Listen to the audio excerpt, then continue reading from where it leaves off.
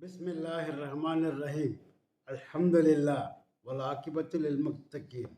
என் அன்புமிக்க அல்லாவின் நல்லடியார்களே, உங்கள் அனைவருக்கும் அல்லாஹ்வுடைய சாந்தியும் சமாதானம் உண்டாவதாக என்று கோரிக்கொண்டு, ஒரு 99 நோய்களுக்கான ஒரு மருந்தை பெருமானார் ஸல்லல்லாஹு அலைஹி வஸல்லம் அவர்கள் நமக்கு கற்றுத் தந்திருக்கிறார்கள். எத்தனையோ பேர் ஆலிம்களின் வாயிலாக தெரிந்திருக்கக்கூடும். தெரியாதவர்களுக்காக நான் இங்கே பதிவிட விரும்புகிறேன்.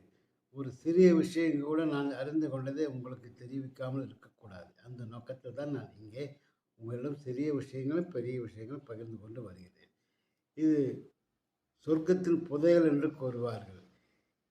இதை நான் முதலில் என்ன இந்த மருந்து என்று கூறிவிட்டு அதன் பொருளையும் கூறுகிறேன். பொருளை பாருங்கள், நிச்சயமாக இது பொருள் பொதிந்த புதையல் தான் என்பதை நீங்கள் உணர்ந்து கொள்வீர்கள்.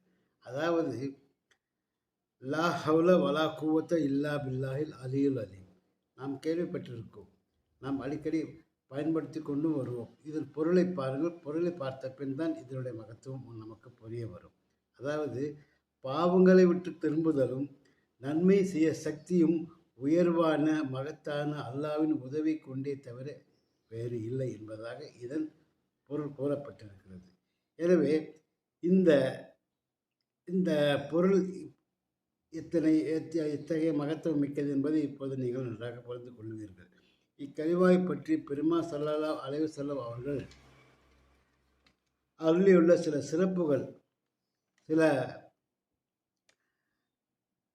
என்னவென்றால், இக்கலிமா 99 நோய்களுக்கும் மிகவும் மருந்தாகும். அவற்றில் மிகச்சிறியது மனக்கவலையாகும் என்பதாக பெருமானார் ஸல்லல்லாஹு அலைஹி வஸல்லம் அவர்கள் மிஷ்காத்திலே கூற பதியப்பட்டிருக்கிறது. மனக்கவலை இல்லாதவர்கள் யார்தான்? எல்லோருக்கும் பலவிதமான மனக்கவலைகள் இருந்து கொண்டுதான் இருக்கிறது. அவற்றை தீர்ப்பதற்கு மிக எளிய வழி இந்த கலிமாவை ஓதுவதால். இந்த கலிமாவை நாம் அளவுக்கு அதிகமாக பொருளை நன்றாக உணர்ந்த பின் ஓதி வருவோமேயானால் நிச்சயமாக நமது கவலைகளுக்கு சிறந்த மருந்தாக அமையும். மேலும் உணவில் நெருக்கடி உள்ளவர்கள் இக்கலிமாவை அதிகமாக ஓதி வரும்படியும் கூறப்பட்டிருக்கிறது. நாளொன்றுக்கு 100 தடவை இக்கலிமாவை ஓதி வருவதற்கு வறுமை ஏற்படாது. இவை போன்ற ஏராள பலன்கள் உள்ளதால் இவை சொர்க்கத்தின் புதையல்களில் ஒன்று என்பதாக பெருமானார் ஸல்லல்லாஹு அலைஹி வஸல்லம் அவர்கள் கூறியிருக்கிறார்கள். நம்மிடம் என்ன இருக்கிறது? அல்லாவை கொண்டுதான், அல்லாவின் உதவியால் தான் நாம் எது நன்மையை செய்ய முடியும், பாவத்தை விட்டு திரும்புதல் முடியும் என்பதை நாம் நன்றாக புரிந்து கொண்டு விட்டோம். எனவே இந்த கலிமாவை நாளொன்றுக்கு குறைந்தபட்சம் 100, அதிகமாக ஓதினாலும் உங்களுடைய சக்தியை பொறுத்தது.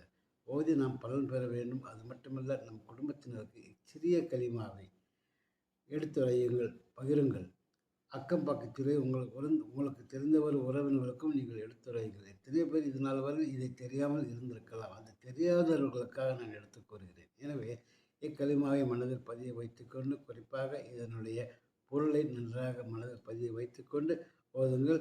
உங்களுக்கு என்ன செய்யும்? உங்களுக்கு ஒரு இதில் பிடிப்பு ஏற்படும். உங்களுக்கு ஒரு நிச்சயத்தன்மை, இது கண்டிப்பாக நடக்கும் என்ற நம்பிக்கை உங்களுக்கு ஏற்படும். எனவே அல்லாவின் தூதரால் நமக்கு கூறப்பட்ட சிறிய விஷயமும் பெரிய விஷயமும் மிகவும் மகத்தானது. அவைகள் பொருள் அறிந்து நாம் ஓதும்போது கண்டிப்பாக நமக்கு பலன் கிடைக்கும் என்ற நம்பிக்கை ஓதுவோமாக என்று கேட்டுக்கொண்டு வாய்ப்புக்கு நன்றி கூறி விடைபெற்றுக் கொள்கிறேன். வாஹர் தவான் அல்ஹம்துலில்லாஹி ரப்பில் ஆலமீன். அஸ்ஸலாமு அலைக்கும் வரஹ்மத்துல்லாஹி தஆலா வபரகாத்துஹு.